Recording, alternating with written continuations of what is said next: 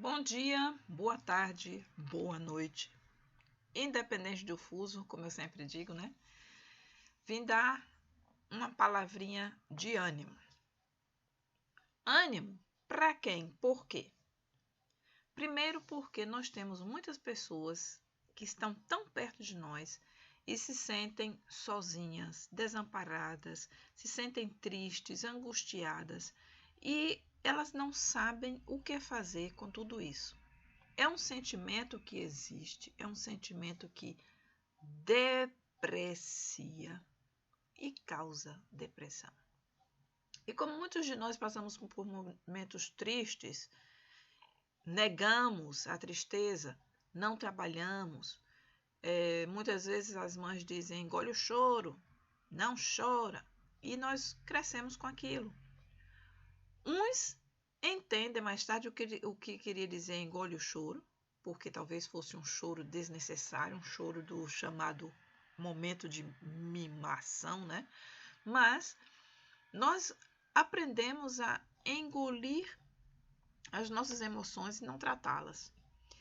E já que um dos males que atinge a nossa geração, um dos males que atinge as pessoas de uma forma geral, e de repente nós somos pegos de surpresa porque alguém que nós tanto gostávamos, alguém querido, acabou com a própria vida, vem então a minha palavra de ânimo.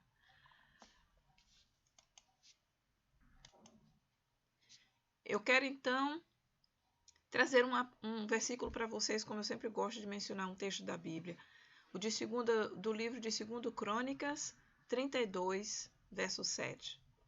Esforçai-vos e tende bom ânimo, não temais nem vos espanteis, por causa do rei da Assíria, nem por causa de toda a multidão que está com ele, porque há um maior conosco do que com ele.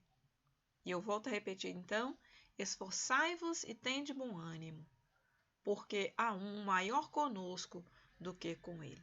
Infelizmente, algumas pessoas têm distorcido as minhas palavras e levado apenas para o contexto político. Ok? É sua opção. Mas eu gostaria de falar aqui de algo que é, como eu falei no início, muito, muito delicado.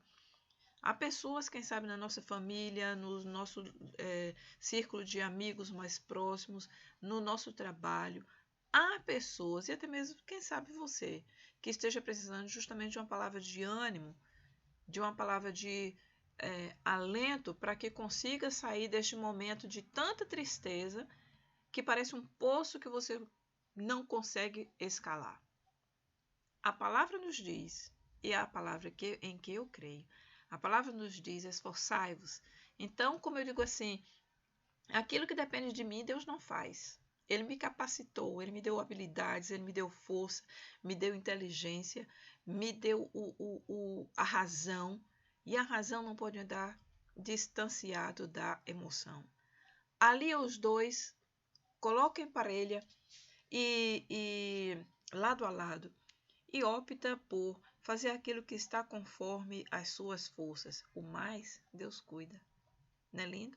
Eu gosto muito de lembrar daquele texto que traz muita tranquilidade, que diz assim, olha aí os lírios do campo, olha as aves do céu, elas não cuidam de si mesmas, mas elas não deixam de ter o seu alimento, elas não deixam, elas não padecem por suprimento, elas não, elas têm o que elas precisam para viver. Deus providencia. E elas fazem então o seu papel. Elas vão seguindo o seu instinto, buscam o lugar onde elas possivelmente podem encontrar alimento e elas confiam que elas vão achar. Esse Pai que criou as aves, que criou os lírios, que criou as plantas, Ele nos criou. Ele nos deu a vida. Eu não acredito que eu vim do macaco, não. E Ele nos deu a vida. E Ele nos capacita para encontrarmos este ânimo. O que nós precisamos fazer é não negar as nossas emoções, porque isso depende de nós. E o Senhor opera então. Há dias que eu estou triste, sim, mas não me deixo vencer pela tristeza. Há dias que a solidão tenta se aproximar, mas eu não deixo ela fazer morada. Então, o que depende de mim, eu faço, porque eu sei que o Senhor opera naquilo que eu não posso fazer. Em questão da pandemia em que o mundo todo vive. Não é só aqui onde eu estou, não é só aí onde eu está, é no mundo inteiro. E alguns têm usado da lógica para ficar em casa, para se distanciar, aspas, distanciar fisicamente ou geograficamente um do outro, mas tem mantido as relações até mais fortes. Isso é fazer a nossa parte. Alguns têm preferido a emoção e dito, não, eu não vou ficar em casa porque eu tenho saudade de minha mãe, eu tenho que ver lá, eu tenho isso aqui. E vai, e sem saber, acaba até contaminando pessoas queridas. A lógica nos faz pensar que nós podemos fazer aquilo que está ao nosso dispor, ao nosso alcance, aquilo que nós temos forças para fazer, nós precisamos fazer e não esperar que o Senhor faça por nós. Ele vem ao nosso encontro. Na minha vida, ele tem provado isso. Mas ele tem feito porque eu tenho dado espaço para ele fazer. Eu tenho usado a razão e a lógica. E quando eu vejo que alguma coisa é somente da minha cabeça, que eu faço porque eu quero que a minha vontade prevaleça, eu quebro a cara. E para eu não quebrar a cara, para eu não sofrer, eu prefiro confiar naquilo que o Pai tem para mim.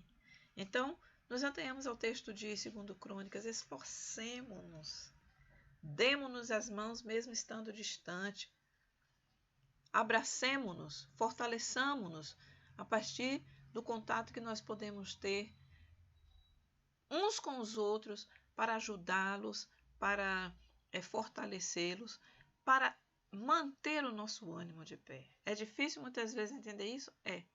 Mas é possível? Também é. Então fica aqui o esforça-te, tem bom ânimo. E a Bíblia está recheada disso, né?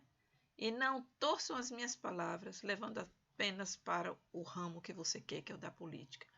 Eu recebi muitos comentários do meu vídeo de 4 de junho e eu fico feliz que a palavra tenha sido semente para alguns corações, mas eu fico triste que alguns tenham distorcido apenas para aquilo que é partidário. Eu não sou partidária, não. O meu partido é o bem comum do povo.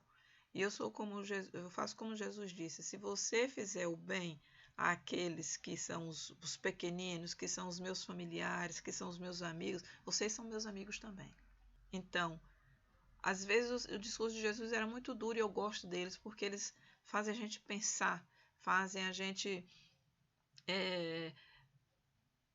reavaliar o nosso próprio discurso para saber para onde é que a gente está indo. Então, usemos a inteligência para fazer com que os nossos esforços venham ao nosso próprio encontro. Esforça-te, tem bom ânimo, porque o Senhor quer você feliz, alegre. E como eu digo, independente da fé, independente do credo que você segue, animar-se é algo científico até. Eu volto num outro momento dizendo sobre isso, mas aquilo que você nutre aqui e aqui é o que vai te fortalecer. Levanta, toma água, café, suco, seja o que for. Movimenta-te em casa, mas entre em contato com alguém se está se sentindo tão sozinho. Não importa, você vai ter uma resposta. Mas, acima de tudo, faze o que está ao teu alcance para que você seja ajudado. E vai aqui um alerta. Aquelas pessoas que se acham autossuficientes e dizem eu não preciso de ajuda de um profissional. Estes não estão fazendo aquilo que o Senhor diz no esforça-te. O esforçar-se aqui é reconhecer a própria necessidade, reconhecer a sua limitação e ir ao encontro de um profissional que possa ajudá-lo. Não negue ajuda, não negue reconhecer o apelo do outro, mas, acima de tudo, reconheça as suas limitações e busque ajuda para que não fique caindo cada vez mais no poço. Minha palavra é de ânimo. Então, anima-te. E Deus o abençoe.